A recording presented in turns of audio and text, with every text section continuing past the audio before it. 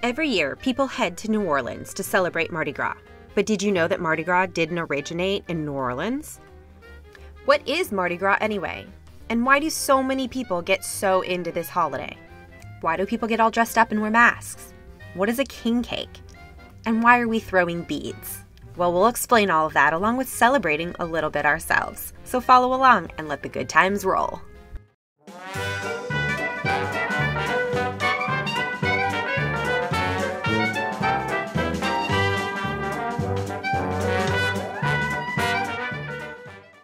Mardi Gras, meaning Fat Tuesday, is not just one day, it's a whole season and celebrated in so many countries. Good food, costumes, and traditions. But did you know how it all began? Well, January 6th marks the Feast of the Epiphany when the three wise men visited Christ. This begins the start of Mardi Gras season and will run through until the Tuesday before Ash Wednesday. We're celebrating the beginning of spring and fertility. Did you know that Carnival means meet farewell? So it's the festival before we fast for Lent. But where did Mardi Gras originate from, and why do we celebrate it the way that we do? Welcome to the Mobile Carnival Museum, located in the heart of downtown Mobile, Alabama. And Mardi Gras was born right here in Mobile, Alabama. We visited the museum and learned about the rich history. Mardi Gras tradition, or Carnival, came to America in 1699 when a French-Canadian explorer arrived at what was then called Pointe de Mardi Gras. New Orleans wasn't founded until almost 20 years later. In New Orleans, the first recorded street parade took place in 1837. But let's talk about the symbols and the colors of Mardi Gras. Purple means justice, gold means power, and green means faith. Costuming is amazing. The details that go into each costume, but why do they wear these? And why do they cover their face? Part of the reason why people wear these elaborate costumes during Mardi Gras is so that the revelers can join in with the upper class and no one would really know who they really are.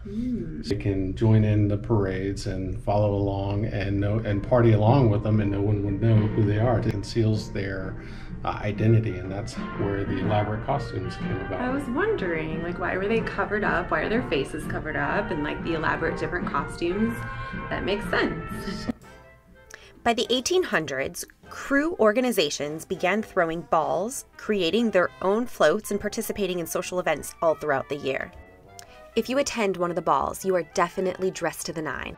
Some of the most beautiful trains and gowns can be found at the Mobile Museum.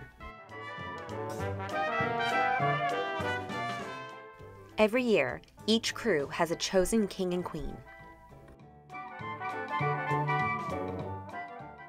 I like to think I made it this year.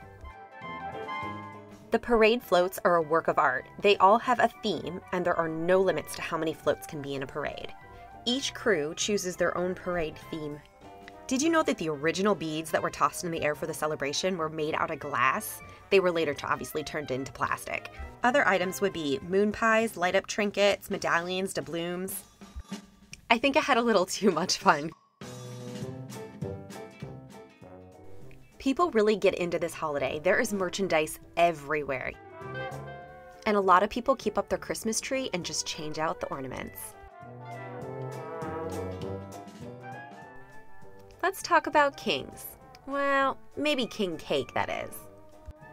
This bread, more like a pastry, is typically made with a brioche dough, braided and laced with cinnamon, always glazed purple, green, and gold sugar. Traditionally, the porcelain baby was baked into the cake, but nowadays, because of choking hazards, it's a plastic baby they put on top.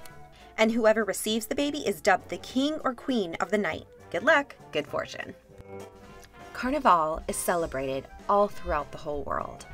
This year, we decided to celebrate at Universal Studios Orlando while they do their own Mardi Gras festivities. Let's check it out.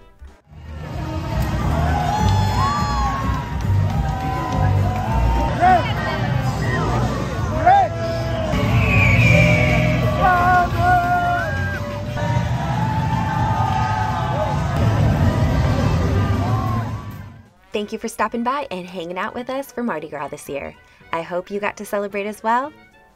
Until next time.